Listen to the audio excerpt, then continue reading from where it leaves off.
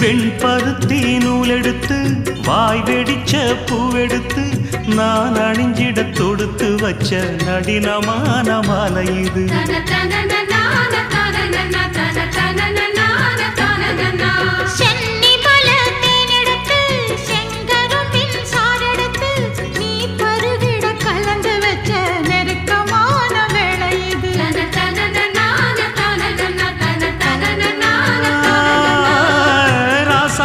உடம்பிருக்கும் ரவிக்க துணி நானாக அன்னாடம் சூடி கொள்ள ஆசை வச்சாகாதா.